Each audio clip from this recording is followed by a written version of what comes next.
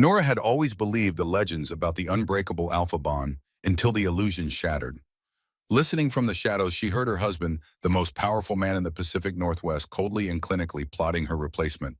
The man she thought loved her was planning her end. Now, with Dawn only hours away, she had to vanish entirely, or she would never make it out of Thornridge territory alive. No one ever tells Aluna how suffocating it is to live inside a fairy tale, especially when the castle is heavily guarded and the prince has fangs. For 5 years, Nora Hastings was the Luna of the Thornridge Pack. To the human residents of Port Angeles, Washington, they were simply the Blackwood family reclusive billionaires who owned half the timber industry on the Olympic Peninsula. Her husband, Declan Blackwood, was the alpha. To the world, he was a charismatic CEO with a ruthless streak. To their pack, he was law. To Nora, he was the center of gravity. Or so she believed. Their life at the Blackwood estate was a masterclass in quiet luxury. A sprawling stone mansion overlooking the Strait of Juan de Fuca, a fleet of black SUVs, and an army of loyal staff. But beneath the imported Italian marble and the designer gowns Declan bought for her, a quiet rot had been spreading through their marriage. The primary duty of an alpha and a Luna isn't to govern, it's to provide an heir. An alpha's bloodline must continue to keep the pack stable. For 3 years they had tried. Every month brought a new wave of hope, followed by the crushing, silent despair of failure. Declan's warm gaze had slowly hardened into something clinical. His late nights at the office turned into weekend-long business trips to Saddle. He stopped reaching for her in the dark.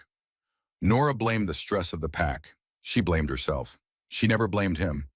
The memory of how it began still lived in her bones, warm and golden, like summer light through old windows. 6 years ago, at a fundraiser in downtown Seattle, she'd been a social worker fighting for her nonprofit's survival. Declan had walked into the room and every head had turned. He moved like gravity itself had reorganized around him. He'd approached her booth, asked about her work with foster children, listened with an intensity that made her feel like the only person in a room of 300. When he asked for her number, she hesitated. When he smiled patient and genuine, she relented. Their first date lasted 12 hours. Coffee turned into lunch into a walk along the waterfront, the walk into dinner as the sun set over Elliott Bay. He told her about the weight of legacy, about carrying a name that felt like iron chains sometimes. She told him about her mother, about the journal filled with warnings she'd never fully understood. He kissed her under the Space Needle, and she felt the bond snap into place like a key turning in a lock she hadn't known existed. The bonding ceremony happened 3 months later under a full moon at Olympic National Park. Pack members she'd never met bowed to her. Declan's eyes had been so full of promise that night, his hands steady on the small of her back as he introduced her to elders and allies. She wore a dress the color of fresh snow, and when he marked her under the ancient pines, she believed she'd found her forever. The first year was everything the fairy tales promised. Declan taught her pack protocols with patience, laughing when she stumbled over the formal greetings. He surprised her with weekend trips to the San Juan Islands, walks on windswept beaches where they could shift and run without human eyes watching. He built her a library in the East Wing, floor-to-ceiling windows overlooking the water, and filled it with first editions of every book she'd ever mentioned loving. The second year brought the first whispers. Elder Rowan, a silver-haired traditionalist with eyes like river stones, began asking pointed questions. When would they hear the patter of pup feet? Declan would laugh it off, pull Nora close, tell them these things took time. But she noticed the tightness around his mouth after those conversations, the way his hand would drop from her waist just a fraction sooner than before. The third year turned trying into a medical mission. Specialists in Seattle, then Portland, then a renowned fertility clinic in San Francisco. Needles and invasive procedures and calendars marked with optimum conception windows. 18 attempts, 18 failures. The doctor's sympathetic smiles began to feel like funerals.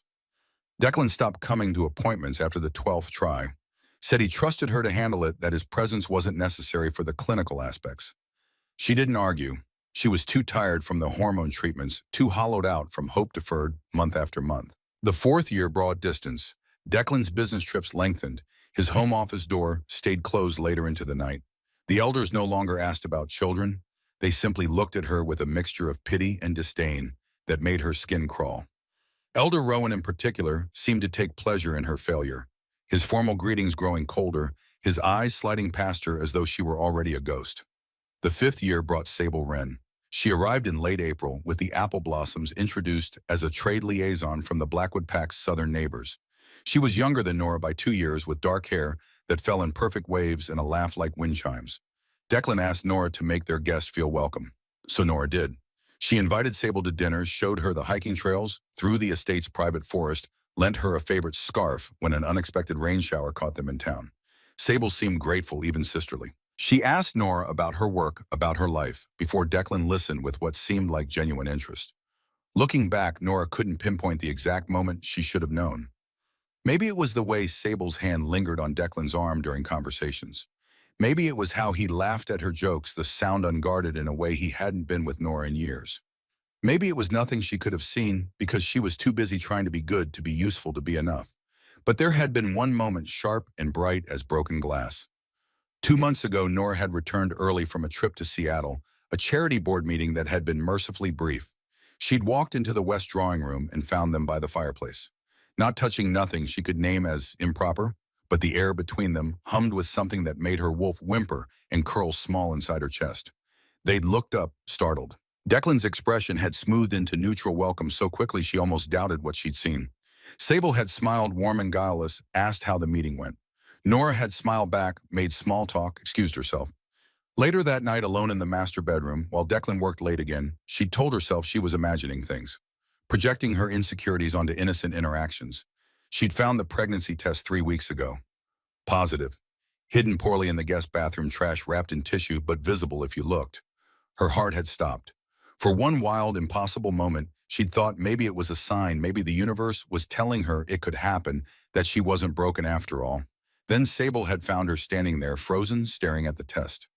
The younger woman's face had crumpled with what looked like genuine distress. She'd explained through tears that she'd been seeing someone back home, that he'd left her when he found out that she'd come to Thornridge territory to escape the scandal. She begged Nora not to tell Declan, not yet said she was ashamed and afraid and didn't know what to do. Nora had held her while she cried, made tea, told her everything would be okay, promised to keep her secret. Because that's what Nora did. She helped. She understood. She made space for other people's pain while her own carved deeper trenches inside her chest.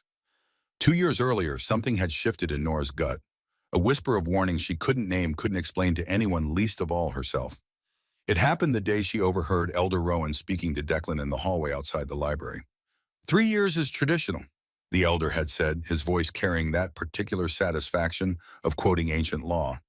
3 years without an heir gives grounds for severance. You know this, Declan. The pack knows this. Declan had murmured something noncommittal, but Nora had stood on the other side of the heavy oak door, one hand pressed to her stomach, the other clutching a book she'd been about to reshelf. The bond between them had felt cold in that moment, like touching metal in winter. She didn't confront him, didn't ask. Instead, she began preparing. Every Tuesday, she drove into Port Angeles for groceries. Every Tuesday, she stopped at the Walgreens on Highway 101 and purchased a $500 prepaid Visa gift card. Cash only. She told the cashiers it was for her niece's birthday fund, her smile warm and believable. At home, she slipped each card into the hollow lining of her winter coats. Not the designer pieces Declan bought her, but the older coats from before, the ones she'd owned when she was just Nora Hastings' social worker, before she became Nora Blackwood Luna. The dove gray wool peacoat. The black puffer with the torn pocket she'd never bothered to fix. The forest green parka she'd bought at an outlet mall. For 2 years, every Tuesday, another card. She didn't let herself think about why. Didn't examine the instinct too closely, afraid that looking directly at it would make it crumble, or worse, make it real. Her mother had written in her journal about listening to the voice that lives beneath conscious thought, the one that knows things before the mind catches up. Nora listened. By October, she had 20 cards, $10,000 in untraceable funds hidden in plain sight in a walk-in closet full of clothes she rarely wore anymore. It happened on a Tuesday night in mid-October. A vicious coastal storm was battering the estate, rain lashing against the floor-to-ceiling windows of their bedroom. Declan had come home late, retreating straight to his ground-floor study with 2 of the pack elders. Around 2 in the morning, Nora woke feeling a sudden, inexplicable chill. The bond, that psychic tether that connects a mated pair, felt frayed. It vibrated with a strange, dark static that raised goosebumps along her arms.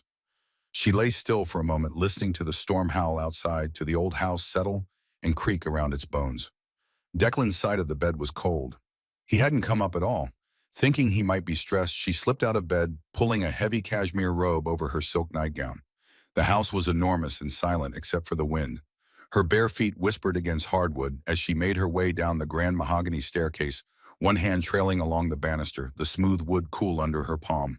She walked toward the west wing where Declan's private study was located. As she approached the heavy oak doors, she noticed they were left open just a crack, a sliver of amber light spilling into the dim hallway. She raised her hand to push the door open, to announce herself, but a voice stopped her dead in her tracks. It wasn't Declan, it was Elder Rowan, his gravelly voice drifting through the opening like smoke. "The pack is growing restless, Declan. 3 years is too long. The neighboring packs are smelling weakness. A barren Luna is a curse on the soil. We need a strong female to solidify your reign." Nora froze. Barren. The word struck her like a physical blow to the stomach, driving the air from her lungs. Her breath hitched, but she clamped a hand over her mouth, pressing her back against the cold corridor wall.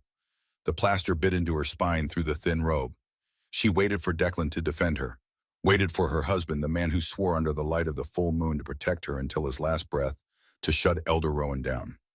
To remind him that these things take time, that they were still trying, that medical science was advancing every day. Instead, she heard the clinking of ice against crystal, Declan taking a sip of his bourbon. When he spoke, his voice was smooth, terrifyingly calm, the tone he used in boardrooms when negotiating deals worth millions. "I know, Rowan. The arrangements have already been made." The floor tilted beneath Nora's feet. Arrangements? Made? Past tense. Decided, done. Nora has served her purpose in maintaining diplomatic ties. Declan continued, each word precise and cold as surgical steel. "But her usefulness has expired. We can't afford to appear weak any longer." Tears pricked her eyes hot and fast. Usefulness. Was that all their 5 years were? By a diplomatic strategy with an expiration date? She bit down on her knuckle to keep from making a sound tasted salt and copper. Then a third voice spoke, a woman's voice, sweet and melodic and devastatingly familiar. "She's going to make a scene, Declan. You know how emotional she gets." It was Sable Wren. The woman Nora had welcomed into her home, fed at her table, comforted when she cried about her pregnancy. Sable, who was supposed to be a guest, a colleague, nothing more. "She won't have the chance to make a scene, Sable." Declan's tone softened in a way it hadn't softened for his wife in years, gentle and almost tender. "The Autumn Equinox Gala is this Friday. The entire regional council will be there along with the national press for the charity auction. During the midnight toast, I will invoke the ancient rite of severance."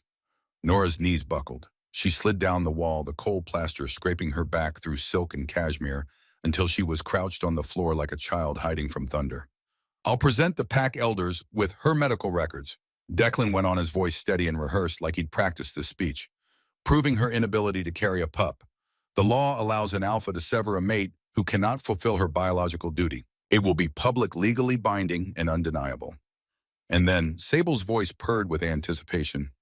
Nora could hear the rustle of fabric, the unmistakable sound of someone settling into a lap of hands, finding familiar places on a body they'd mapped before. "And then," Declan murmured, and Nora could hear the smile in his voice, intimate and warm, "I announce my new Luna, the one who is already carrying my heir." The world stopped. Every sound muted except for the roaring in Nora's ears, the thundering of her heart trying to break free from her ribs. Carrying my heir. Sable. The pregnancy test. The tears. The story about the boyfriend back home. All of it lies. All of it theater. Nora pressed both hands to her mouth, holding back the sob that wanted to tear out of her throat. Her wolf, usually a comforting presence in the back of her mind, whimpered and curled into a tight, agonizing ball of grief. "What about her family?" Elder Rowan asked, practical even in betrayal. "The Hastings have influence in the human courts. Her brother won't take this quietly. I've already frozen her trust accounts." Declan stated this like he was discussing the weather, casual and matter of fact. "Every account she has access to. By the time I reject her on Friday, she won't have a dime to her name. She'll be an outcast. No pack will take in a rejected barren Luna.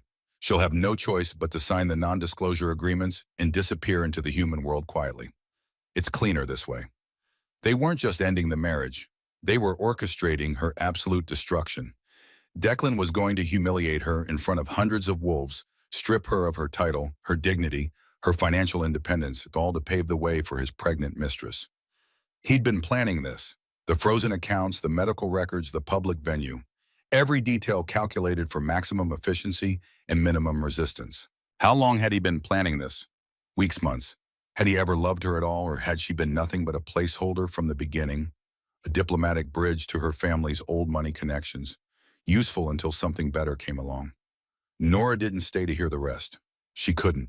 If she stayed one more second, she would scream or shift or break in ways she might not come back from.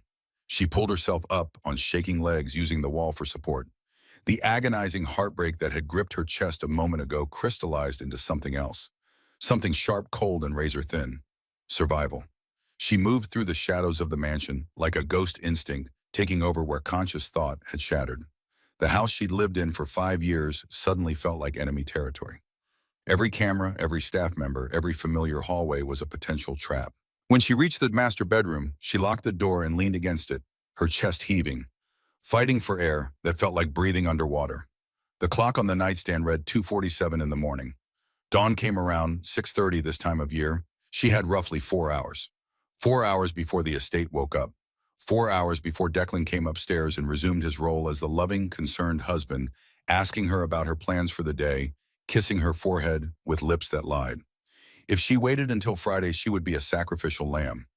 Declan controlled the PAC security. He controlled the local Port Angeles police chief through campaign donations and favors. He controlled her bank accounts. If she tried to fight him legally, his lawyers would crush her. If she tried to fight him within the PAC, his alpha aura would force the others into submission. There was only one option. She had to disappear. Nora moved quickly. Panic was a luxury she couldn't afford. She went to her walk-in closet, a space larger than her first apartment had been, and ignored the racks of Chanel and Dior. Those clothes belonged to Nora Blackwood Luna. She needed to become someone else. Someone smaller. Someone who could vanish. She reached up to the highest shelf and pulled down a battered, faded olive green duffel bag from her college days. The canvas was worn soft, one of the straps repaired with duct tape. It smelled like dust and the past. What does a Luna take when she runs for her life? Not the jewelry. Declan had bought everything with his Black American Express. Every diamond was likely insured and traceable. Nora left her 2-carat engagement ring and her platinum wedding band sitting on the center of his pristine mahogany dresser. The visual of it felt like a final silent scream. She packed practical items, heavy denim jeans she'd bought herself 2 years ago and barely worn, thermal shirts, waterproof hiking boots, a thick fleece jacket, wool socks, a knit hat. She grabbed her mother's silver locket from the vanity, the only thing of value that belonged to her before Declan. Inside was a photo so faded she could barely make out her mother's face anymore, but she could feel the weight of it, the history. Money was the biggest problem. As Declan had bragged to his conspirators, her accounts were monitored, probably already frozen. But Declan, for all his controlling nature, had underestimated her prudence. Or maybe he just never thought her capable of foresight. Nora tore through the winter coats, hands shaking, feeling along the linings. The dove gray peacoat yielded 4 cards. The black puffer 5. The green parka 6 more. She found the rest scattered through other coats, forgotten jackets, a blazer she'd worn to one charity event, and never again. She counted them on the bed, her hands steadier now with each card she added to the pile. 20 cards. $10,000 in untraceable funds. It wasn't a fortune, but it was enough to disappear. Enough to survive while she figured out what came next. Her iPhone sat on the nightstand, sleek and silver, and essentially a tracking device with a pretty interface. Declan had bought it for her, set up the account, probably had access to everything. Location services, cloud backups. Find my iPhone. She powered it down, wiped it clean with a microfiber cloth, and placed it next to her wedding rings on Declan's dresser. From the bottom of her underwear drawer, she pulled out a cheap, prepaid flip phone. She'd bought it 6 months ago at a truck stop outside Sequim. Payne kept telling the bored teenager behind the counter she needed a backup for emergencies. The battery was still charged. She'd been meticulous about that, plugging it in once a month, some part of her knowing even then that this day might come. Nora sat on the edge of the bed, the mattress that had become a battleground of silent disappointment, and dialed a number she'd memorized but hadn't called in 4 years. It rang 5 times. She almost hung up, almost decided this was insane, that she should just wait, should try to fight legally, should tell herself the fairy tale could still be saved. Then a groggy voice answered, rough with sleep and confusion. "Hello." "Wyatt," she whispered, her voice trembling, for the first time since she'd left the hallway outside Declan's study. "It's Nora." There was a long pause on the other end. She could picture her older brother sitting up in whatever modest apartment he lived in now, running a hand through hair that was probably standing on end, trying to make sense of his sister's voice after years of enforced silence. Wyatt had renounced the wolf lifestyle a decade ago, choosing to live entirely as a human in Portland, Oregon. He owned a small, cash-only auto repair shop, refused to attend pack gatherings, wanted nothing to do with the politics and hierarchies. Declan had forbidden Nora from speaking to him, called him a disgrace to their kind, said his presence would undermine her position as Luna. She'd obeyed, because that's what she did. She obeyed. Nora, Wyatt's voice sharp in sleep vanishing. Jesus, do you know what time it is? Is everything okay? No.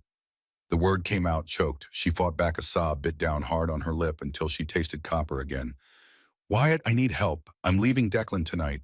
If he catches me, I don't know what he'll do, but I know I won't survive it.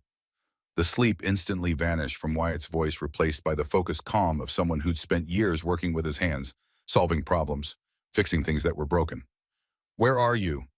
Still at the estate. I'm making a run for it before sunrise. Don't take any vehicle he bought you. Wyatt spoke quickly, now his mind clearly racing through logistics. They all have LoJack and GPS trackers installed. Does he still have that old hunting cabin near Forks? Yes. Hope fluttered in her chest, fragile as paper wings. I have a buddy who leaves a 1998 Chevy Tahoe out there for off-roading. Beat to hell, but it runs. The keys are hidden under the driver's side floor mat. It's old enough that it doesn't have any computers in it for Declan to track. Nora calculated the distance in her head. The cabin was a good 5 miles through dense mountainous forest. For a human, it would take hours of dangerous night hiking. For a wolf, it was a hard sprint, maybe 40 minutes if she pushed. I can make it, she said and meant it. Get to the Tahoe. Drive south down the logging roads. Stay off Highway 101 as long as you can. I'll meet you at the old diner outside Astoria in 4 hours. Can you do that? Yes. Nora. Wyatt's voice softened, and she heard the fear underneath the competence. Just get out of there. Don't look back. Don't second guess. Run. Thank you, Wyatt. Don't thank me until you're safe. She hung up. The clock read 3:13. She slung the duffel bag over her shoulder, testing the weight. It was heavy but manageable. She looked around the bedroom one last time. The silk sheets, the walk-in closet, the ensuite bathroom with the soaking tub and heated floors. All of it beautiful. All of it a cage. On Declan's dresser, she pulled out a piece of his personal stationery and wrote in steady block letters, "You wanted me gone. I'm granting your wish." She didn't sign it, didn't need to. The hardest part wasn't leaving the room. It was getting off the property. The Blackwood estate was protected by a state-of-the-art security system, complete with motion sensors and thermal cameras. Worse, they had a rotation of shifter guards patrolling the perimeter. Beta Liam usually took the south lawn at 3:30 in the morning. She knew because insomnia had made her familiar with the rhythms of the house, the patterns of protection that were meant to keep dangers out but would now keep her in. Nora slipped out the servants' entrance near the kitchens, a route she'd taken countless times to avoid waking Declan when she couldn't sleep. The rain was still pouring, a cold, relentless deluge that soaked through her jacket in seconds. It was actually a blessing. Rain would wash away her scent, blur the thermal cameras. She crept along the edge of the rose garden, her heart hammering against her ribs like a trapped bird trying to break free. She knew the patrol routes. Beta Liam was punctual to a fault. She crouched behind a marble fountain, the angel weeping stone tears, while real rain poured down around them. The icy water soaked through her jeans, numbing her legs, but she didn't dare move. Right on schedule, a massive timber wolf with gray and black fur trotted past his head, low against the rain. Beta Liam. If he caught, or scent, if he saw her, he would alert the alpha immediately. Pack law, pack loyalty. She held her breath, burying her face into her wet jacket to mask her smell, making herself as small as possible behind the fountain's base. Liam paused. His ears swiveled, catching some sounds she couldn't hear over the storm. Nora's blood turned to ice in her veins. Please, she prayed to the moon goddess, to her mother's memory, to anything that might be listening. Please don't look. A branch snapped in the distance, probably a deer spooked by the storm, and Liam bounded off toward the noise, his massive form disappearing into the darkness between the trees. Nora didn't wait. She bolted for the tree line, her boots slipping on wet grass, the duffel bag bouncing against her back. The moment the shadows of the ancient pine trees swallowed her, she dropped the bag and let the shift overtake her. The pain of bones breaking and reforming was a familiar comfort, a hurt she understood. Within seconds, she stood on four paws, pure white fur, blending with the rain-soaked darkness. She grabbed the strap of the duffel bag in her jaws, the canvas rough against her tongue, and took off into the forest. She ran like she had never run before. The wet earth tore at her paws' roots, grabbing branches, whipping her face, but she pushed harder. She ran from the humiliation. She ran from the 5 years of lies. She ran from the man who was currently sleeping in a warm bed, probably dreaming of how he would destroy her on Friday in front of everyone who mattered. The Olympic forest was old-growth, massive trees that had stood for centuries, their canopy so thick that even in daylight the forest floor lived in permanent twilight. In the storm in the dead of night, it was like running through ink. But her wolf eyes saw what human eyes couldn't: the silver outline of deer trails, the darker shadows that meant fallen logs, the glimmer of standing water in low spots. Her lungs burned. Her muscles screamed. The duffel bag grew heavier with each mile, the strap cutting into her jaw, but she didn't stop. Couldn't stop. Behind her, the Blackwood estate lights glowed through the trees like watching eyes. Ahead, somewhere in the darkness, was the cabin, was the Tahoe, was freedom. By the time she reached the old hunting cabin near Forks, the sky was beginning to bleed a bruised purple at the edges. Dawn was coming. She shifted back to human form, shivering violently in the freezing rain, and threw her soaked clothes back on with numb fingers. The cabin was dark, abandoned, exactly as she remembered from one hunting trip years ago, when Declan had still bothered to include her in pack activities. Sure enough, tucked behind the cabin in a clearing was a rusted, beat-up Chevy Tahoe. Moss grew on the wheel wells. One headlight was cracked. It looked like it should belong in a junkyard. Nora yanked the door open, the hinges screaming protest, and felt under the floor mat with shaking hands. Her fingers closed around cold metal. Keys. She shoved them into the ignition, whispering a prayer to every deity she could think of. The engine sputtered, coughed, died. No, no, no, no. Not after everything. Not when she was this close. She tried again, pumping the gas pedal the way Wyatt had taught her when she was 16, learning to drive in his first broken-down restoration project. The engine turned over, caught, roared to life with a sound like a small earthquake. Black smoke belched from the exhaust. The whole vehicle shook. But it ran. Nora threw the truck into drive and peeled out onto the muddy logging road, the tires spitting gravel and earth. The steering wheel was cracked leather under her hands. The heater blasted a smell of old dust and burnt oil into the cabin. One wiper blade was missing, leaving a streak of rain across half the windshield. It was the most beautiful vehicle she'd ever driven. She looked in the rearview mirror as she navigated the winding logging road. The sun was just peeking over the Olympic Mountains, illuminating the sprawling territory she used to call home. Somewhere back there, Declan was about to wake up. He would reach for her across cool sheets and find emptiness. He would see the note, the rings. He would understand that his perfect, devastating plan had shattered to pieces. Let him search, let him rage. The barren Luna was gone, and hell would freeze over before she ever let him find her. The drive down toward Highway 101 was a blur of towering evergreens and relentless rain. Nora's knuckles were white on the steering wheel of the rusted Tahoe, the heater blasting its burnt oil smell into the cabin. Every pair of headlights in the rearview mirror made her heart skip a beat, made her foot instinctively press harder on the gas pedal. But as the miles accumulated, as the Olympic Mountains grew smaller behind her, and the road signs started counting down to Astoria, her breathing began to slow.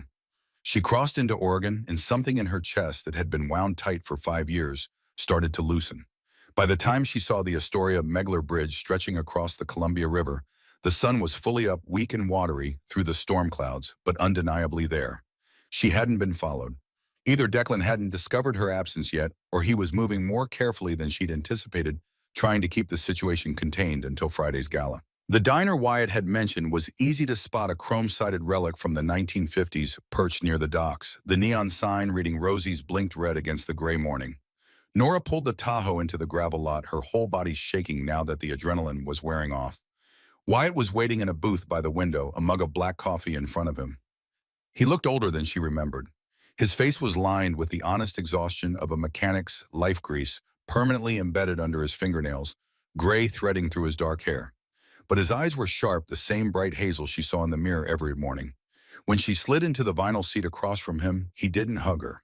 He knew she was too fragile right now, liable to shatter completely if someone touched her with kindness.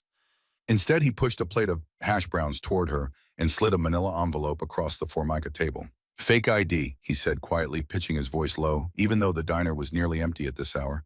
Name is Maya Brennan. Burner phone with prepaid minutes. And keys to a cabin I own off the grid near Sisters, Oregon. Deep in the Deschutes National Forest. Mayros. Nearest neighbor is 5 miles away. No cell service, but there's a landline for emergencies. Nora stared at the envelope, her throat tight. When did you prepare all this? About 2 years ago. Wyatt took a sip of his coffee, his expression grim. Called it my insurance policy. Figured if Declan ever came after me, I'd need a way to disappear fast. Never thought I'd be giving it to you. How did you know I'd need it? I didn't know. I hoped I was wrong. He met her eyes across the table. But I know how these old line packs work. I know what happens to Lunas who can't produce heirs. Our mother's journal wasn't just her story, Nora. It's the story of dozens of women. Hundreds, probably. The mention of their mother made tears prick at Nora's eyes. She blinked them back, focusing instead on the hash browns, forcing herself to eat even though the food tasted like ash. Her body needed fuel. Grief was a luxury for later. Did you hear anything from Port Angeles? She asked. Wyatt offered a grim smile. The shifter forms are losing their minds. Declan woke up to find you gone. Apparently, he tore the west wing of the estate apart, but he's playing it close to the chest. He told the staff you had a family emergency in Seattle. He's trying to keep a lid on it until Friday. Friday, the autumn equinox gala. The night Declan had planned to destroy her in front of the entire regional pack council, the press, everyone who mattered in their world. He probably still thought he could find her before then drag her back, force her to play her part in his theater. He was wrong. Nora finished eating mechanical bites that fueled her body without registering taste. Wyatt watched her with the quiet concern of someone who'd learned not to push, who understood that sometimes the only thing you could do for someone in pain was witness it. When she was done, he pulled out a laptop from his worn canvas messenger bag. There's something else you need to see. I spent last night hacking into Declan's email server. Wyatt, that's illegal. So is falsifying medical records. He opened the laptop, turned it toward her. Which is exactly what your dear husband has been doing. The screen showed an email chain between Declan and someone named Dr. Vincent Chen at a private fertility clinic in Seattle. Nora's hands started shaking as she read. The first email was dated 18 months ago. We can continue providing Mrs. Blackwood with the fertility treatments as cover, but per your request, we will ensure the prescribed hormone regimen is insufficient for successful conception. The monthly reports to your insurance will reflect standard treatment protocols. She scrolled down, found another email, this one with an attachment labeled Blackwood_medical_summary_final. This document contains the medical evidence you requested formatted for legal presentation. As discussed, it emphasizes repeated treatment failures and concludes with a strong recommendation against further conception attempts due to apparent biological incompatibility. He paid them. Nora whispered the words, scraping her throat raw. He paid them to make sure I wouldn't get pregnant. It gets worse. Wyatt clicked to another folder. Prescription records. Bottles of pills with clinical names she didn't recognize, all addressed to her, all signed for by Declan. He's been putting these in your daily vitamins. Low-dose contraceptives. Nothing that would show up in standard blood work, but enough to make sure you never conceived. The diner tilted sideways. Nora gripped the edge of the table, her vision swimming. All those months of hope, all those treatments, all those failures she'd blamed on her broken body. And the whole time Declan had been ensuring she would fail. Sabotaging her, making her believe she was barren so he'd have legal grounds to replace her. I was never infertile, she said, the realization hitting like cold water. He made me think I was broken. He made everyone think you were broken. Wyatt's voice was tight with anger. Classic abuser playbook. Isolate the victim. Make them doubt their own reality. Control the narrative. Nora looked up at her brother, at this man who'd walked away from pack life because he saw its toxicity, who'd been proven right in the worst possible way. Can you copy all of this? Already did. 3 backup drives. One for you, one for me, one in a safety deposit box in Portland. Wyatt closed the laptop. The question is, what do you want to do with it? What did she want to do?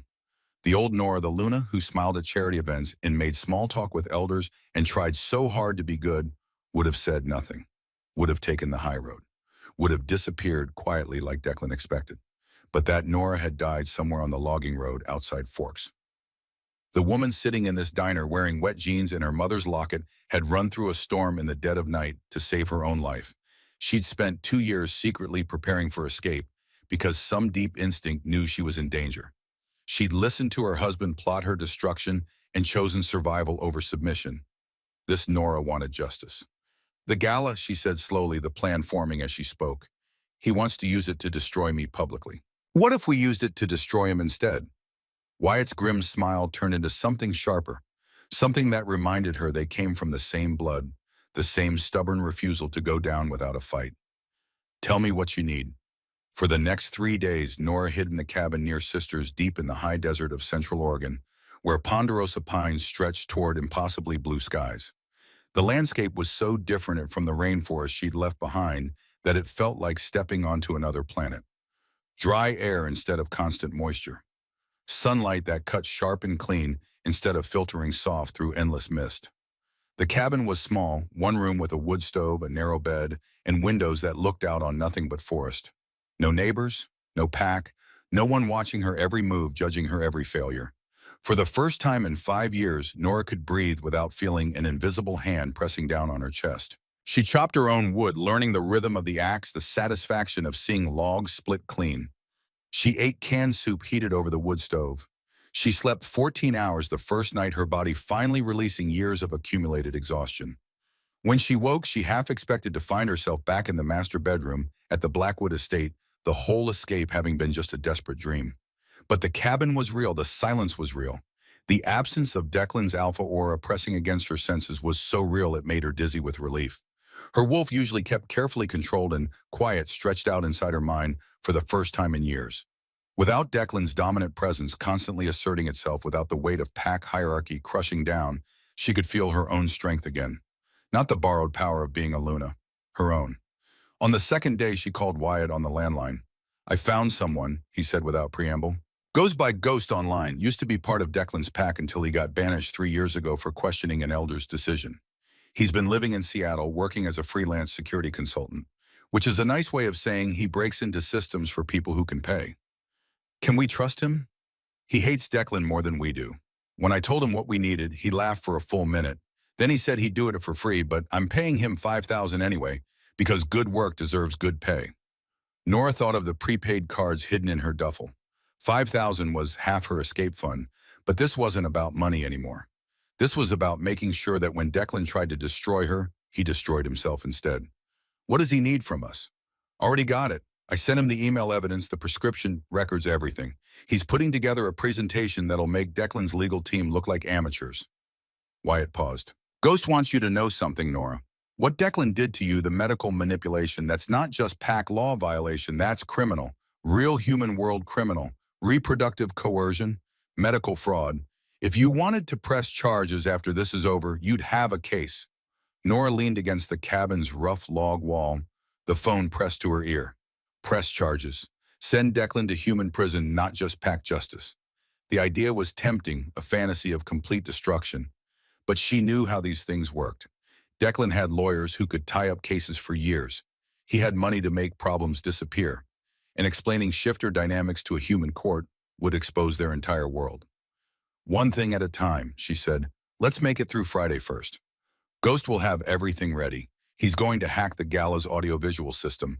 All those fancy screens they use for the charity auction. At midnight, instead of showing donor names, they're going to show something else. What if Declan's people shut it down? Ghost is very good at what he does.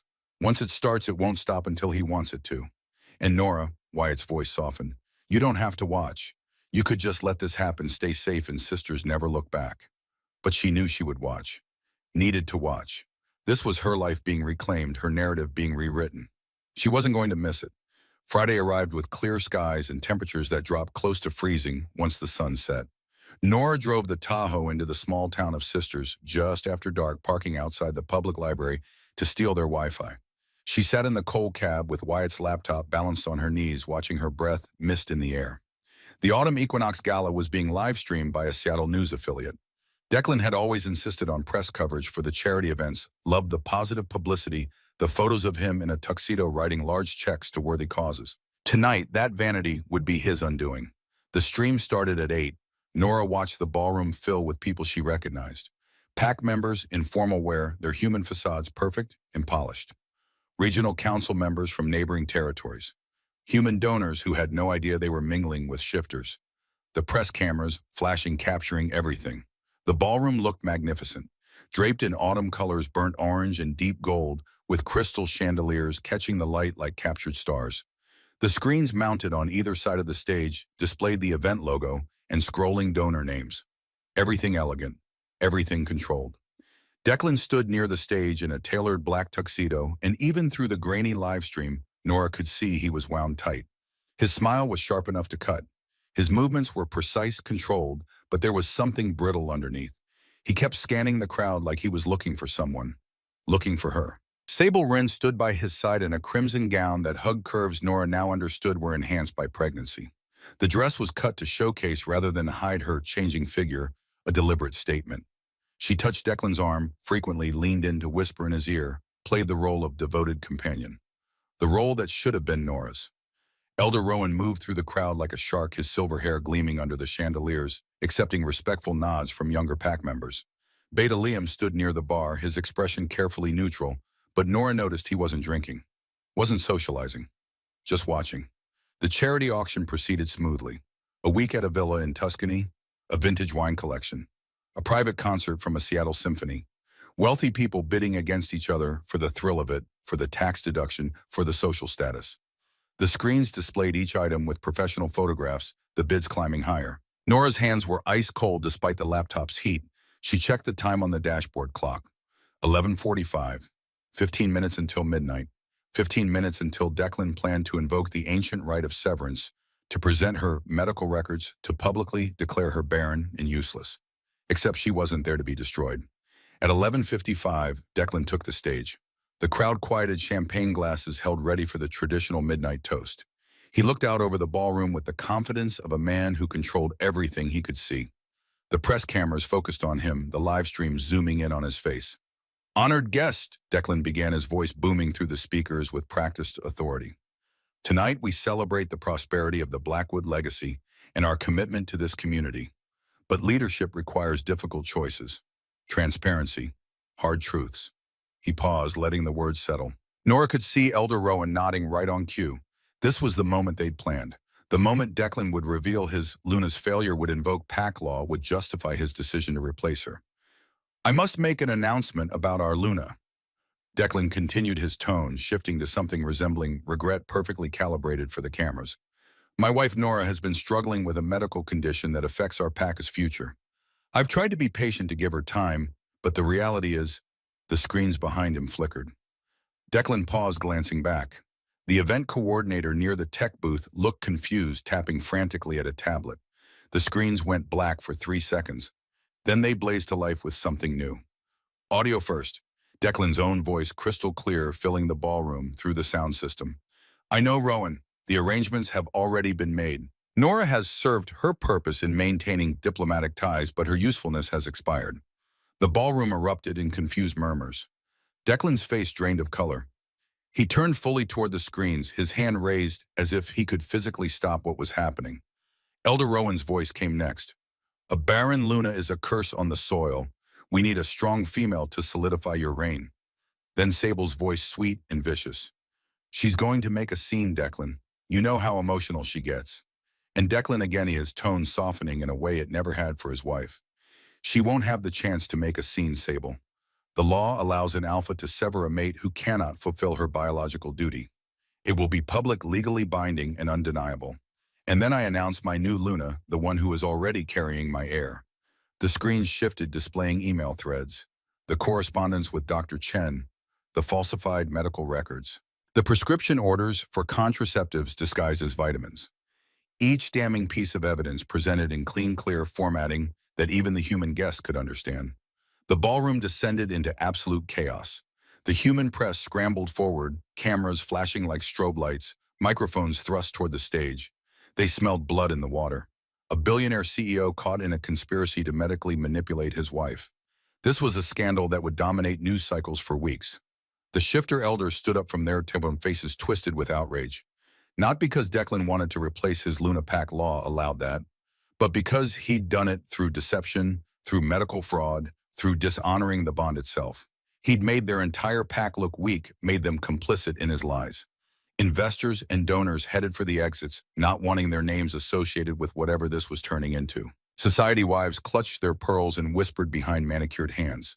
The carefully constructed image of the Blackwood family of Declan as a respected leader was crumbling in real time. On the screen, more evidence appeared. Financial records showing the frozen trust accounts. Text messages between Declan and Sable dating back 8 months, casual and intimate in a way that made their affair undeniable. A timeline that Ghost had constructed showing how long Declan had been planning this, how calculated every move had been. Declan stood frozen on the stage, the microphone still in his hand, his mouth opening and closing, but no sound coming out. He looked small suddenly despite his height, despite the expensive tuxedo. He looked like exactly what he was, a man whose machinations had just been exposed under the brightest possible light. Sable screamed a high piercing sound that cut through the noise. She covered her face with her hands and fled toward the side exit, her crimson dress a slash of color against the autumn decorations. People parted for her, recoiling like she was contagious. Elder Rowan tried to reach the tech booth, probably to shut down the screens manually, but Beta Liam stepped into his path. The two men stared at each other, and something passed between them, some wordless exchange. Liam didn't move. Rowan couldn't get past without causing a physical confrontation in front of the press. The screens continued cycling through evidence. A recorded phone call between Declan and Elder Rowan discussing the medical procedure they'd prepared as backup if Nora refused to go quietly. Photos of Sable entering the Blackwood estate at odd hours over the past 6 months. Financial transfers that suggested Declan had been paying the Wren family to secure their daughter's cooperation. Ghost had been thorough, devastatingly thorough. Nora sat in the cold Tahoe watching through the laptop screen. She'd expected vindication, maybe satisfaction, the rush of seeing justice served. Instead, she felt like she'd survived a car crash and was now standing beside the wreckage, too numb to process what had just happened. 5 years of her life had been built on lies. 5 years of trying to be good enough to be worthy to earn love from a man who'd only ever seen her as a temporary convenience. And now that truth was playing out on screens for hundreds of people to witness her private pain made public spectacle. She closed the laptop. She'd seen enough. The drive back to Sisters was silent except for the Tahoe's rattling engine. Nora's hands were steady on the wheel, now her breathing even. She'd done what she needed to do. Declan's plan to destroy her had become his own destruction. Now she just needed to disappear to build a life somewhere he could never reach. But fate, it seemed, had other plans. 5 weeks passed. Nora settled into a routine in Sisters. She found work at a small bookstore in town, a place called Sterling Pages, run by an older woman named Josephine who asked no questions about where Nora had come from or why she paid for everything in cash. Jo was in her late 60s with silver hair she wore in a long braid and eyes that had seen enough of life to recognize someone running from it. The work was simple, peaceful. Shelving books, helping customers, managing the register. Nora had always loved reading, but at the Blackwood estate, even that pleasure had become fraught. Declan would comment on her choices, suggest different books, ones more appropriate for Aluna. She'd stopped reading anything that might displease him. Now she read voraciously.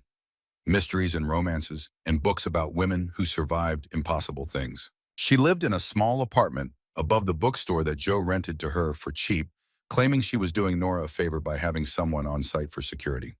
The shifter forums had exploded after the gala. Wyatt sent her updates every few days, though she'd asked him to stop. She didn't want to know, but he sent them anyway, and she read them anyway, unable to fully let go. Declan had become a pariah. The human press had latched onto the story of medical manipulation and potential fraud. His board of directors at Cascade Timber had forced him to take a leave of absence while they investigated. Several major investors had pulled out, citing ethical concerns. The company's stock had dropped 40% in 2 weeks. But the shifter world's judgment was far harsher. The Regional Pack Council had convened an emergency session. Multiple neighboring alphas had issued formal statements denouncing Declan's actions. The bond between an alpha and Luna was considered sacred, and what he'd done planning to sever it through deception and medical manipulation was seen as a profound violation of pack law. The Thornridge pack itself was fracturing. Without Nora physically present, but with the bond still technically intact, the pack magic was bleeding out. Members reported feeling weaker, more disconnected. Minor disputes were escalating into major conflicts. The hierarchies that Declan had maintained through sheer dominance were breaking down. And then there was Sable. She'd fled back to her father's territory, but the Wren pack had refused to take her in. The scandal had destroyed her reputation, made her damaged goods in the eyes of traditional packs. She was alone, pregnant, and outcast. Nora tried to feel sorry for her, tried to summon compassion for another woman caught in the machinery of pack politics. But every time she thought about Sable crying in the guest bathroom, playing the victim, while carrying Declan's child while planning to take Nora's place, the compassion curdled into something harder. It was the nausea that finally forced Nora to acknowledge something was wrong. 5 weeks of persistent queasiness that she'd been blaming on stress, on the altitude change, on the unfamiliar food. But when she woke up on a Tuesday morning and barely made it to the bathroom before vomiting, she couldn't ignore it anymore. The symptoms were subtle but unmistakable once she let herself see them. The exhaustion that went deeper than normal tiredness. The way smells had become overwhelming, coffee making her gag when she used to drink 3 cups a day. The tenderness in her breasts. The emotional volatility that had her crying over a customer's offhand kindness. She tried to convince herself it was impossible. 3 years of trying, 18 failed attempts. Multiple specialists telling her the treatments weren't working. The medical records Declan had compiled declaring her essentially infertile. But those records were lies. The treatments had been sabotaged, and she hadn't been on birth control for 5 weeks now, not since she'd fled. Her body, free from Declan's control, free from the medications he'd been secretly giving her, might finally be doing what it was designed to do. Nora bought a pregnancy test from the drugstore 2 towns over, paying cash, wearing sunglasses even though it was overcast. She felt like a teenager, terrified and hopeful in equal measure. She took the test in the bathroom of her apartment, sitting on the closed toilet lid, while the timer on her phone counted down 3 minutes that felt like 3 hours. 2 lines, unmistakable, positive. She stared at the test until the lines started to blur her vision, swimming with tears she didn't know were falling. Pregnant, after everything. After years of failure that had poisoned her marriage. After running for her life. After watching her world collapse on live stream. She was carrying Declan's child. The realization brought a tidal wave of conflicting emotions. Joy, because despite everything she'd wanted this. Fear, because Declan would use this, would try to claim rights, would see it as ammunition. Protectiveness so fierce it took her breath away, because this child was hers, and she would burn the world down before she let Declan anywhere near them. Nora called Dr. Iris Caldwell, her mother's old friend, the one person she knew she could trust with this. Iris had moved to Bend 2 years ago, was practicing obstetrics at a small clinic there.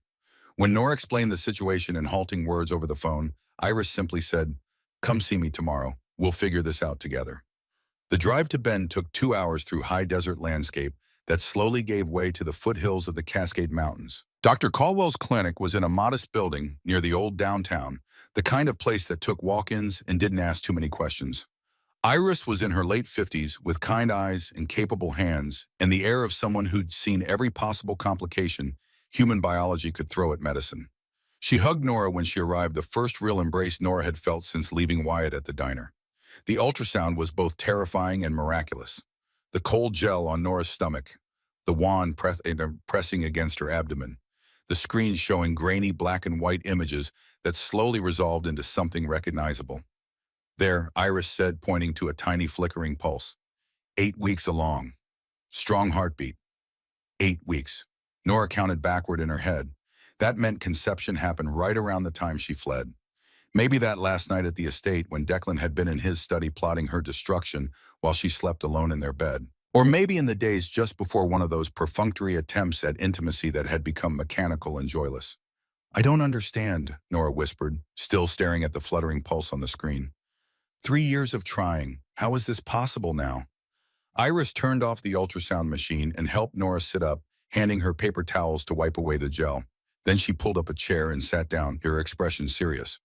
"Nora, have you heard of alpha aura suppression?" And no. It's not well documented in medical literature because most of the research is kept within pack networks. But essentially, a dominant alpha's aura can affect the biology of their mate, especially if the alpha is exerting constant control. Iris pulled out a tablet showing Nora charts and studies. When an alpha is stressed, threatened, or maintaining rigid dominance, their aura can suppress their mate's fertility. It's a biological safeguard preventing conception during times of instability.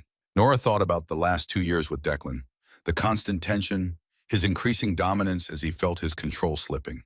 The way his alpha presence had pressed against her senses like a physical weight, making it hard to think, to feel, to be anything except what he wanted her to be. "You're saying Declan's aura was preventing me from getting pregnant. Combined with the birth control he was secretly giving you, yes. Your body was under siege, Nora. It shut down non-essential functions to survive. Reproduction is the first thing to go when a wolf feels unsafe." Iris touched Nora's hand gently. But the moment you left his territory, the moment you removed yourself from his constant influence, your body recognized safety, and it started working the way it was meant to. The irony was devastating. Declan had manipulated her medically to prevent pregnancy, had built an entire case around her supposed infertility. But his own nature, his own controlling dominance, had been contributing to the problem all along. If he'd just trusted her, loved her, given her space to breathe, she might have conceived years ago. Does he have any legal claim to the child? Nora asked the question that had been consuming her since she saw the positive test. That depends. You're still legally married. The binding hasn't been formally severed. In pack law, that gives him rights. Iris pulled up another document on her tablet. But pack law isn't the only law. In Oregon human courts, if you can prove he's a danger to you or the child, you can get protective orders, especially given the medical manipulation, the fraud, the documented evidence of his intent to harm you. He'll come for us, Nora said, the certainty settling in her bones. When he finds out I'm pregnant with his heir, he'll do anything to get us back. Then we make sure he doesn't find out until you're ready. Iris stood up, her expression fierce despite her gentle demeanor. This is your body, your child, your choice. Whatever you decide, I'll support you. But Nora, you need to know something. You're not the first woman I've helped who was running from a dangerous mate. There's a network. Rejected Lunas, escaped mates, women who chose freedom over pack law. We help each other. You're not alone in this. The words broke something open in Nora's chest. For weeks, she'd been operating on pure survival instinct, not letting herself think about the future beyond the next day. But hearing that there were other women, that she wasn't uniquely broken or uniquely unlucky, that there was a network of survivors who understood it, made her feel less like a failure and more like a warrior. What do I do now? She asked. Now you take care of yourself and that baby. You eat well, you rest, you let yourself heal from what he did to you. And when you're strong enough, we figure out the next steps. Iris handed Nora a bottle of prenatal vitamins, one day at a time. Nora drove back to Sisters with the ultrasound photo tucked into her jacket pocket, right next to her mother's locket. 8 weeks and 2 days, a tiny flutter of heartbeat that was entirely dependent on her to survive. The weight of responsibility should have been crushing, but instead it felt like purpose. She'd spent 5 years trying to be what Declan wanted, trying to produce an heir to secure his legacy. And now that she'd escaped, now that she was free, her body had finally done what it had been unable to do under his control. This child wasn't his. Not really. This child was hers. Born from freedom, not captivity. Conceived in the space between one life and another. And she would protect them with everything she had. But Declan, it turned out, was not a man who accepted loss quietly. The first sign came 2 days after her appointment with Dr. Caldwell. Nora was closing up the bookstore, counting the register, while Joe reorganized the fiction section when her burner phone rang. Only 3 people had the number: Wyatt, Drive, Caldwell, and Joe in case of emergencies. The caller ID showed Wyatt. He knows you're in Oregon, her brother said without preamble. I don't know how, but someone spotted the Tahoe and Sisters. Posted about it on a shifter forum. Declan's people are monitoring everything. Nora's hand tightened on the phone. How long do I have? Hard to say. Could be days, could be hours if he decides to come himself. Wyatt's voice was tight with worry. Do you want me to come get you? We could move you somewhere else. She thought about running again, packing up the small life she'd started to build, here disappearing into another town, another identity. She could do it. She had the skills now, the instinct for survival. But she was tired of running, and she had someone else to think about now. No, she said. I'm staying, but Wyatt, if he comes, if he tries anything, I need you to promise me something. Anything. Make sure this baby is safe. Whatever happens to me, make sure they're safe. Nora, don't talk like that. Promise me. A long pause. Then quietly, I promise. She hung up and turned to find Joe watching her, concern etched in the older woman's weathered face. Trouble? Joe asked. My husband is looking for me. Ex-husband, I hope. Working on it. Nora tried to smile but couldn't quite manage it. Joe, if a man shows up here asking about me, a tall man, well-dressed, commanding presence, don't tell him anything. Please. Joe came around the counter, standing close enough that Nora could smell her lavender perfume. Honey, I've been running this bookstore for 30 years. I've seen plenty of women come through those doors running from men who thought they owned them. Your secrets are safe with me. And if your husband shows up, she patted the baseball bat she kept behind the register, I've got ways of making people feel unwelcome. Despite everything, Nora laughed. It felt good, that small release of tension. She went upstairs to her apartment and packed a go-bag, just in case. Closed the prepaid cards. She had left her mother's locket, the ultrasound photo. She put it by the door where she could grab it quickly if needed. Then she sat on the small couch by the window looking out at the quiet street below the mountains dark against the evening sky and waited to see if her past would catch up with her. It took 3 days. 3 days of looking over her shoulder, of jumping at every customer who walked into the bookstore, of sleeping in her clothes so she'd be ready to run. Declan came on a Sunday afternoon when the store was slow. Nora was helping a customer find a book on local hiking trails when the bell over the door chimed. She looked up automatically, the customer service smile already forming on her face. It died when she saw who stood in the doorway. He looked terrible. Declan had always been impeccably groomed, his appearance a weapon he wielded with precision. But the man standing in her bookstore had lost at least 20 pounds, the expensive suit hanging loose on his frame. His hair was unkempt, growing past the neat trim he'd always maintained. Dark circles carved hollows under his eyes, and his skin had a grayish cast that spoke of too little sleep and too much stress. But it was his scent that shocked her most. Every wolf carried a scent that reflected their emotional state, usually masked carefully in public. Declan's had always been cedar and control, sharp and clean. Now he reeked of desperation, the acrid smell of a wolf who'd lost his territory and couldn't find his way back. His eyes locked onto her face. For a moment, neither of them moved. The customer cleared her throat awkwardly, breaking the tableau. Nora mechanically finished, helping her, pointed her toward the hiking section, her hands somehow steady despite the panic flooding her system. Declan waited until the customer wandered away before he approached the counter. He moved slowly, carefully, like someone approaching a spooked animal. His hands were open, visible, non-threatening. "Nora," he said, and his voice cracked on her name. She said nothing, just stood behind the register, her fingers resting on the panic button Joe had installed that would alert the local sheriff if pressed. "Please," Declan continued, each word seeming to cost him. "I just want to talk. 5 minutes. That's all I ask. You don't get to ask me for anything. I know I don't deserve it. But Nora, the pack is dying. The business is collapsing. I've lost everything." His hands gripped the edge of the counter. "I was wrong. God, I was so wrong. Sable lied to me. About the pregnancy, about everything. She was working with Beta Liam behind my back. They'd been having an affair for over a year." Nora's eyebrows rose slightly. She hadn't known about Liam's involvement, but it didn't surprise her. Wolves were political creatures, always positioning for advantage. "Liam thought if I rejected you, if I took Sable as Luna, he could manipulate both of us. He'd be the power behind the throne." Declan laughed, a bitter sound with no humor in it. "I banished them both when I found out. Burned every bridge with the Wren pack. And now I have nothing. No Luna, no heir, no pack unity. The regional council is talking about forcing me to step down." He looked up at her, and there were tears on his face, actual tears running down his cheeks into his unkempt beard. "But none of that matters. What matters is I lost you. I threw away the best thing in my life because I was arrogant and stupid, and I listened to tradition instead of my heart." Nora felt nothing. She'd expected anger, maybe satisfaction at seeing him broken.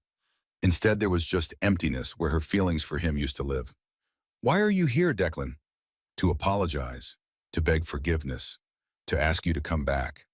He reached into his jacket, and Nora's hand moved to the panic button, but he just pulled out papers. "I've had my lawyers draw up new agreements. Full control of your trust accounts. Equal authority in pack decisions. A guarantee that you'll never be threatened with severance again, regardless of heirs. Whatever you want, Nora, name it, and it's yours. I want you to leave. Please." He came around the counter and she stepped back, maintaining distance. "Just listen. The moon goddess brought us together for a reason. What we had was real. I know I damaged it, but we can rebuild. We can try again. Start fresh." "There is no trying again, Declan. You poisoned me. For 18 months, you put birth control in my vitamins and let me think my body was broken. Do you understand what that did to me? I know, and I hate myself for it. But Nora, we could still have children. Real ones without manipulation. The doctor said there's no medical reason we can't conceive naturally if we just..." He stopped. His nostrils flared.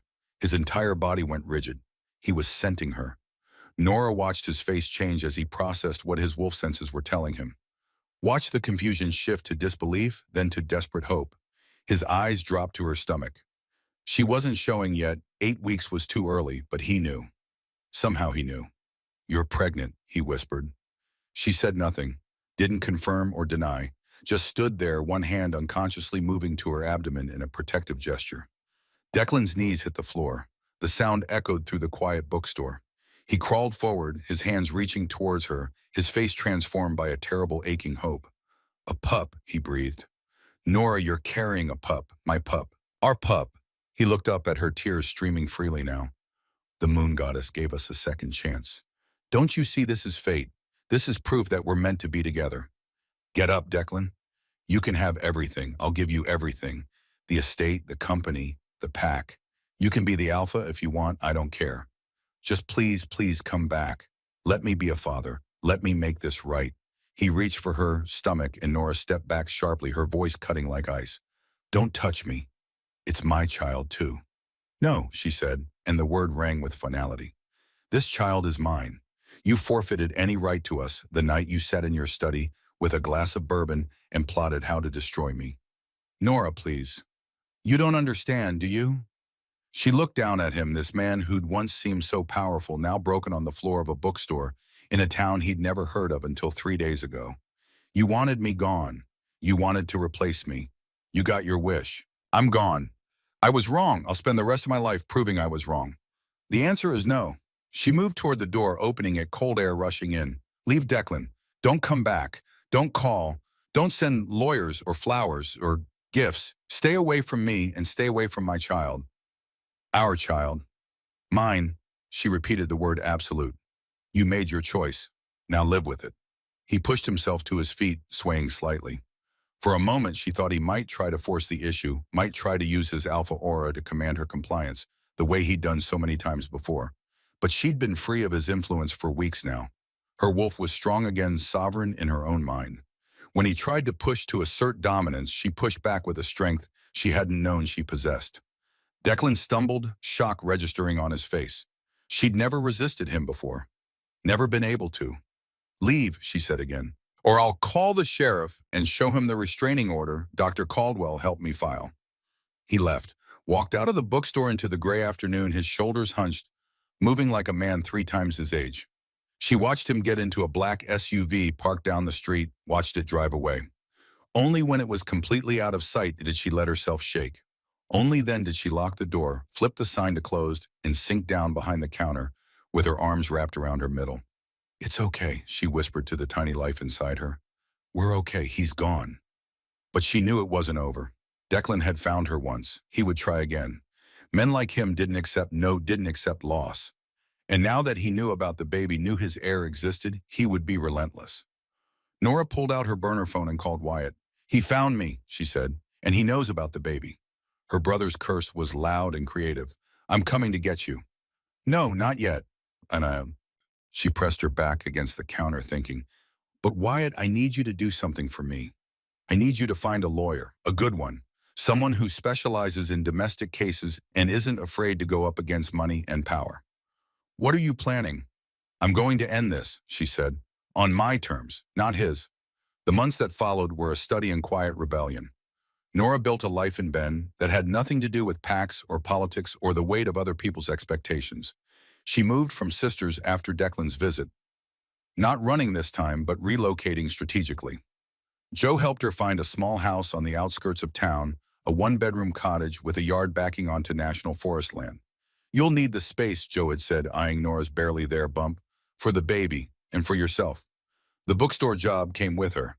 Joe opened a second location in Bend and put Nora in charge of it, trusting her with keys and accounts and decisions. It was the first time in 5 years anyone had trusted Nora with real responsibility, had treated her like a competent adult rather than a decorative figurehead. Dr. Iris Caldwell became more than just her obstetrician. She became a friend, stopping by the bookstore during lunch breaks to check on Nora, inviting her to quiet dinners where they talked about everything except Declan. Iris introduced her to other women in the network, rejected Lunas, and escaped mates who'd built lives out of the wreckage of pack politics. There was Claudia, who ran a pottery studio and hadn't spoken to her former pack in 12 years. There was Renee, a nurse who'd fled with her 3 children when her alpha mate's violence escalated beyond what she could survive. There was young Simone, barely 22, who'd been promised to an alpha twice her age and chose homelessness over that fate. They met once a month at Iris's house, these women who'd chosen freedom over obligation. They didn't talk about their traumas like wounds to be displayed. Instead, they shared practical advice. How to shield against alpha commands, how to navigate human legal systems, how to build credit under a new identity, how to protect children from pack politics. Nora learned she wasn't special in her suffering. She was ordinary, one of dozens, probably hundreds of women who'd been crushed under the weight of tradition and had to claw their way to air. The knowledge was both devastating and liberating. By her 4th month of pregnancy, Nora had gained weight in a way that felt healthy rather than monitored. Her body was her own again, responding to her needs rather than Declan's control. The baby moved inside her small flutters that grew stronger each week, and every kick felt like a tiny rebellion. Declan tried to reach her through lawyers, flowers, and money. Official letters demanding she return, citing his rights as father. Massive bouquets of white roses delivered weekly, all donated to the hospital. A check for $50,000 torn into pieces and mailed back with a single word no. Then came the most dangerous attempt. For 2 weeks, Declan stood outside the bookstore every morning when Nora arrived and every evening when she left. He didn't speak, didn't approach, just stood there, a silent reminder that he could find her whenever he wanted. Nora's lawyer, Patricia Vance, made calls. The regional PAC council, already under pressure after the gala scandal, issued a formal summons. Declan was being called to Portland to answer for violations of PAC law, and Nora was invited to testify. She didn't want to go. The thought of facing Declan in an official capacity, of recounting her humiliation in front of elders and council members, made her physically ill. She was 7 months pregnant, her energy limited, her belly round and obvious. But Patricia was adamant. This isn't just about you anymore. If they censure him, if they strip his authority, it sets precedent. It protects future Lunas. And Beta Liam called her directly. I know I don't deserve your time. I know what I did helping Declan was unforgivable. But I'm trying to make it right. The PAC needs this. They need to see that what he did to you won't be tolerated. Will you come? Nora sat in her cottage, one hand on her swollen belly, feeling the baby roll inside her. She thought about her mother's journal, about Claudia and Renee and Simone, about all the women who'd never gotten justice. I'll come, she said, but I'm doing it remotely, video call only. The trial was scheduled for a Tuesday in late April. Nora set up the laptop in the bookstore's back office. Joe closed the store, standing guard. Wyatt drove down from Portland, sitting just off camera where Nora could see him. Dr. Iris was present in the Portland hearing room. The video call connected at 9 sharp. Nora's screen filled with a conference room, chairs arranged in a semicircle facing a central table where Declan sat alone. He looked better than at the bookstore, suit pressed, hair trimmed, but the weight loss and exhaustion were still visible. 7 council members represented the regional territories. Elder Rowan was conspicuously absent, having resigned after his role became public. The new council head was Sage Thornton Alpha of a Eugene PAC known for progressive policies. Sage called the session to order. We're here to address formal complaints against Declan Blackwood, former Alpha of Thornridge PAC, regarding his treatment of his bonded mate, Nora Hastings. Mrs. Hastings has agreed to provide testimony via video conference due to her advanced pregnancy. The camera shifted to show Nora's image on a large screen. Declan's head snapped up. He registered her pregnant silhouette. His face crumpled before he managed to school it neutral. The questioning began with facts. When did she first suspect? When did she discover the manipulation? How long had she taken the disguised birth control? Patricia had prepared her well. Nora answered clearly, voice steady. Then Sage asked what mattered. Mrs. Hastings, can you describe the emotional and psychological impact of discovering that your mate had been deliberately preventing conception while allowing you to believe you were infertile? Nora took a breath. For 3 years, I believed my body was broken. Every negative pregnancy test felt like a personal failure. I blamed myself. I thought I was letting down the PAC, letting down Declan, failing at the one thing a Luna is supposed to do. She paused. I went through invasive medical procedures, hormone treatments that made me sick, consultations with specialists who looked at me with pity. And the whole time my husband was ensuring I would fail. He was poisoning me while pretending to support me. When you learned the truth, how did you respond? I ran, because I understood that if he could do that, if he could manipulate my body and my medical care while looking me in the eye and telling me he loved me, then I wasn't safe. I would never be safe with him. Declan made a sound quickly stifled. Sage shot him a warning look. And yet you're currently pregnant. Can you explain how that's possible after years of failed conception? Dr. Iris stepped forward providing medical testimony about alpha aura suppression, how Declan's dominance combined with contraceptives had created an environment where Nora's body couldn't function. She showed charts, studies documentation. Mrs. Hastings conceived approximately 3 weeks after leaving her mate's territory. The correlation is clear. Her body needed to be free of his influence to function naturally. The council members murmured. Nora could see the impact registering, the implications sinking in. Then Declan's turn. He stood slowly. Even through the video, Nora could feel him trying to project authority. I don't deny what I did. The evidence is clear. I manipulated my mate's medical care. I conspired to publicly reject her. I violated her trust in the worst possible way. But I need this council to understand that I acted out of desperation, not malice. Explain, Sage said, tone neutral. The pack was pressuring me, Elder Rowan especially. Everyday questions about an heir, comparisons to other alphas, whispers that I was weak, that my leadership was compromised because I couldn't produce a pup. Declan's hands gripped the table. I felt trapped. The traditional laws said 3 years. I thought if I could just buy more time, eventually it would work out. So you decided to control your mate's body instead of challenging the elders. Yes, and it was wrong. I see that now. But I was trying to protect her in my own twisted way. If I could prevent pregnancy and blame medical incompatibility, she wouldn't have to face rejection immediately. Nora couldn't stay silent. You weren't protecting me. You were protecting yourself, your position, your pride. Declan turned toward the camera. You're right, I was protecting myself. But Nora, I'm asking for a chance to make it right. Our child deserves a father. The pack needs stability. We could try again. No, Nora said the word absolute. I'm not here to reconcile. I'm here to make sure you can't do this to anyone else. Sage nodded approvingly. Mrs. Hastings, what outcome are you seeking? Nora had thought about this for weeks. I want the bond formally severed. I want full legal and physical custody of my child with no visitation rights for Declan. I want pack laws reformed so no alpha can reject a mate based on fertility alone, and no alpha can make medical decisions for their mate without explicit consent. And I want Declan stripped of his alpha title, not as punishment, but as protection. He's proven he can't be trusted with that kind of power. The room erupted, council members arguing, voices raised. Declan standing shouting, Sage hammering a gavel. Through it all, Nora sat calm, one hand on her belly. She'd said what needed saying. The rest was up to them. The council debated 4 hours. Nora muted the feed, tried to work shelved books with Wyatt, drank Joe's tea, pretended her future wasn't being decided 200 miles away. When Sage called them back, her face was grave. The council has reached a decision. Declan Blackwood, you are hereby stripped of your alpha title, effective immediately. Beta Liam will assume leadership of Thornridge Pack pending formal selection. The bond between you and Nora Hastings is formally severed as of this moment. Nora felt it snap. The psychic tether already frayed broke completely, like a rubber band releasing. A sudden absence of pressure she hadn't realized she still carried. Declan cried out, raw echoing. He collapsed into his chair, hands covering his face. Sage continued, relentless.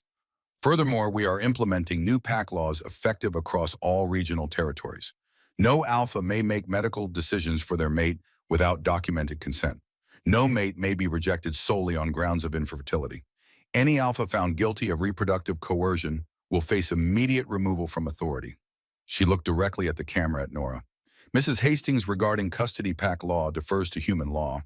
We recommend you work with your attorney to formalize arrangements through Oregon courts. However, this council formally recognizes your right to raise your child free from interference. It was over. Not everything Nora wanted. She'd still need to fight custody in human courts, but more than she'd dared hope. The bond was broken. The laws changed. Declan's power gone. Thank you, she said and meant it. The screen went dark. Wyatt pulled her into a careful hug. Joe appeared with tea and cookies, but Nora felt oddly empty, the victory hollow. She'd won. So why did it feel like loss? 2 weeks after the hearing, Declan showed up at the bookstore one final time. Nora saw him through the window as she closed up, sunsetting behind the Cascades painting, everything amber and gold. He looked different. The expensive suit gone, replaced by jeans and a simple jacket. More weight loss, face gone. But the biggest change was in his eyes. The arrogance gone. The alpha dominance that had always radiated from him extinguished. He was just a man now, broken and lost. Nora stood inside the locked door, hand on the deadbolt, debating whether to acknowledge him. She was 8 months pregnant, back aching, feet swollen. She didn't have energy for another confrontation. But he didn't try the door. He simply stood on the sidewalk. When she made eye contact through the glass, he spoke. She couldn't hear through the door, but she could read his lips. "I'm sorry." Not manipulation, not prelude to demands. Just those two words. Then he pulled something from his pocket, an envelope, placed it on the doorstep, waited with a small river stone, stood back up, looked at her one more time, and left. Nora waited until his car disappeared before opening the door and retrieving the envelope. Inside, a single piece of paper handwritten in Declan's precise script. "Nora, I know I have no right to write to you, no right to ask anything, but I need you to know that I understand now what I did. Not just the medical manipulation or the betrayal, but the deeper crime. I tried to make you into something that would serve my needs instead of loving you for who you were. The council was right to strip my title. I wasn't fit to lead. I wasn't even fit to be a husband. I'm leaving the Pacific Northwest. Liam will do better with the pack than I ever did. I'm going somewhere I can't hurt anyone else. Alaska, probably. Somewhere remote. I'm not asking for forgiveness. I don't deserve it. I'm not asking to be part of our child's life. You were right that they deserve better than me. I'm just asking that someday, if they ask about their father, you tell them the truth, all of it. The good parts I like to pretend existed, and the terrible parts I can't deny. Let them decide for themselves what to think of me. I've set up a trust fund in the baby's name. $2 million managed by a neutral third party, accessible when they turn 18. It's not child support. It's not a claim on them. It's just the only useful thing I can still do. Be happy, Nora. Be free. You deserve everything I couldn't give you, Declan." She read it 3 times, standing in the doorway as light faded. She should have felt triumph reading his admission of defeat, should have felt vindicated. Instead, she felt sad. Sad for the man he might have been if he'd chosen differently. Sad for the marriage that could have existed if he'd valued her as a person instead of a possession. Sad for their child, who would grow up with this complicated legacy. But underneath the sadness was something else, something quiet and strong. Relief. The story was ending. She could finally close this chapter and move forward. Nora folded the letter, placed it in her desk drawer. Someday, when her child was old enough to ask questions, she would show it to them, would tell them the truth just as Declan requested. But for now, she had a life to build. The baby came 3 weeks later on a bright May morning. Nora woke at 4 to contractions, mild at first, but steadily intensifying. She called Dr. Iris, who met her at the hospital. Wyatt drove down from Portland, arrived just before delivery. Joe brought flowers, stayed in the waiting room, pacing like a worried grandmother. The labor was long, difficult, 14 hours that blurred into a haze of pain and exhaustion, and the overwhelming biological imperative to push this new life into the world. But when they placed the baby on Nora's chest, a tiny girl with dark hair and eyes that would probably turn the same hazel as Nora's, everything else fell away. "She's perfect," Dr. Iris said, tears in her eyes. Nora couldn't speak, could only stare at this impossibly small person, this miracle. The baby's tiny hand curled around Nora's finger, gripping with surprising strength. "Have you chosen a name?" the nurse asked. Nora had thought about it for months, cycling through options. Family names, traditional names, names meaning strength or freedom or new beginnings. But in the end, she chose something simpler. "Ivy," she said. "Ivy Hastings, not Blackwood." Nora had legally reclaimed her maiden name during divorce proceedings, and she wanted her daughter to carry that name forward. A name untainted by pack politics, a name that belonged to them alone. "Ivy," Dr. Iris repeated softly. "It's perfect." The years that followed were quieter than anything Nora had known as Luna, but they were richer. She raised Ivy in the cottage outside Bend, watching her daughter grow from infant to toddler to a bright, curious child who loved books and trees and the stray cats wandering through their yard.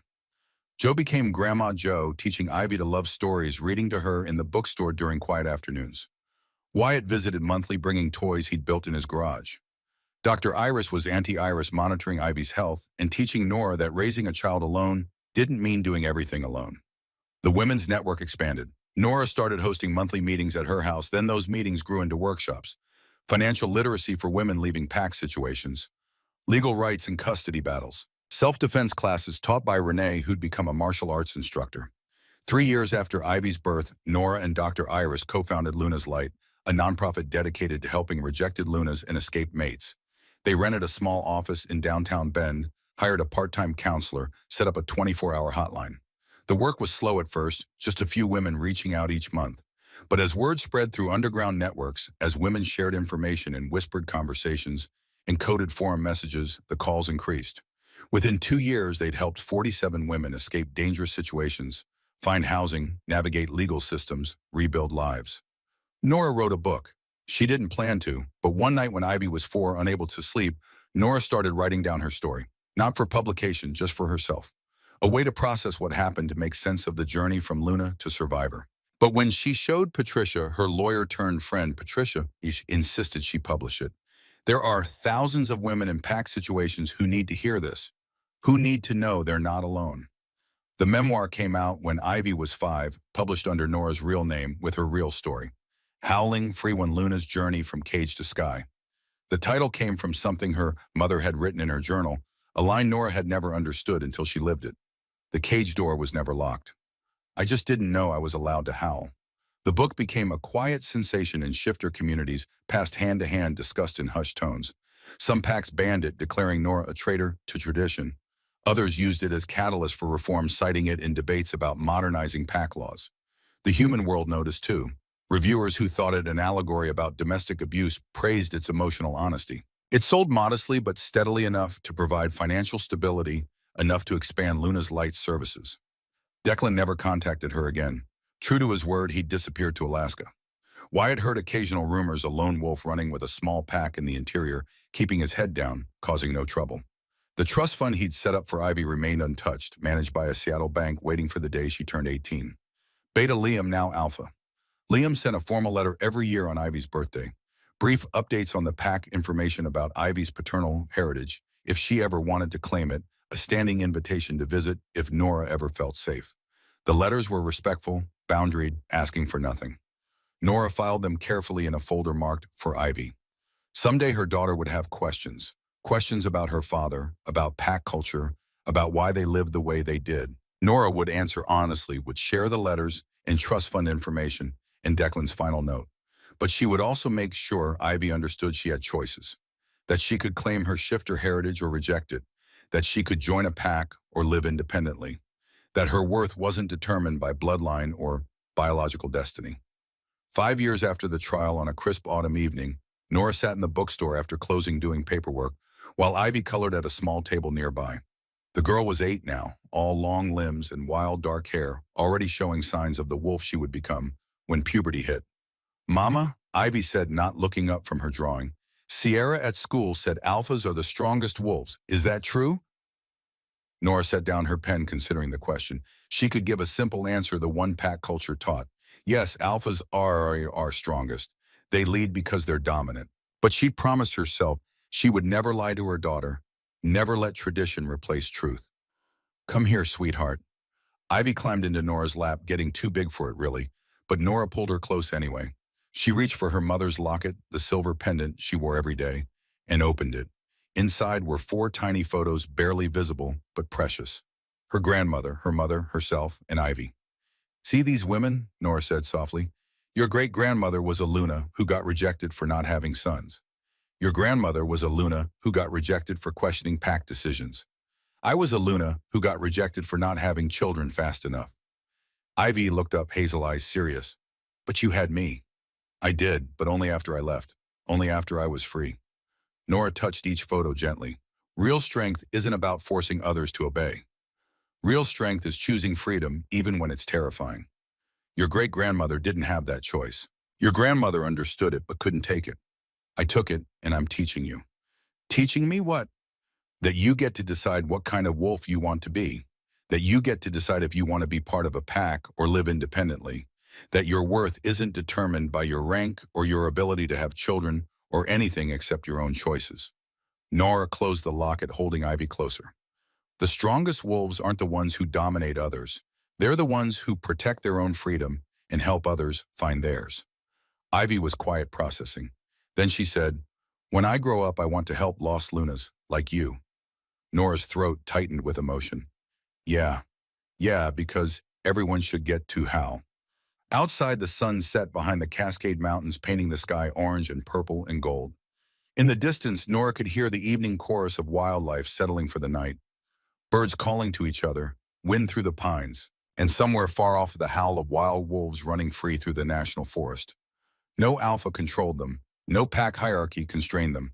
They ran because they chose to hunted, because they wanted to howled, because the moon was rising and their voices deserved to be heard. Nora had been a Luna. She'd been a wife. She'd been a vessel for someone else's expectations and a pawn in pack politics.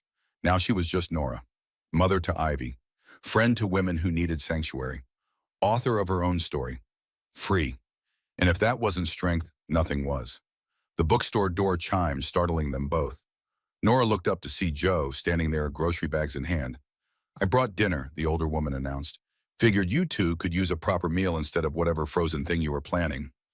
Ivy scrambled down from Nora's lap, running to hug Grandma Joe, chattering about her day. Joe listened with the patience of someone who'd seen enough of life to know that small moments mattered most. Nora watched them, these two people who'd become her family by choice rather than blood. She thought about the women who would call the Luna's Light hotline this week, scared and desperate, and believing they had no options.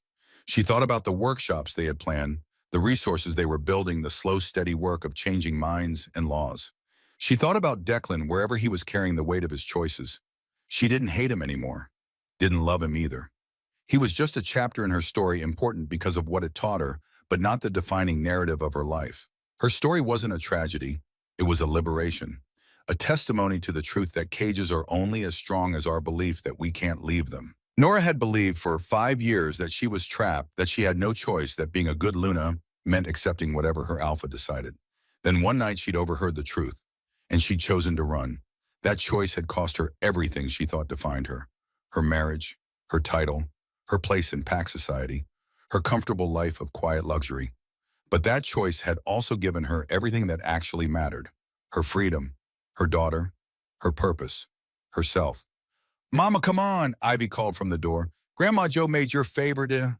Nora stood up, locked the bookstore, and walked into the evening with her family. The moon was rising almost full, calling to the wolf that lived in her bones. But tonight she would stay human, would eat dinner with people who loved her, would read Ivy a bedtime story, would fall asleep in her own small house on her own terms. Tomorrow she would wake up free, and the day after that, and every day forward. Because true power didn't roar from a podium or enforce submission through dominance. It whispered in the quiet strength of walking away. It sang in the voices of women who chose to howl.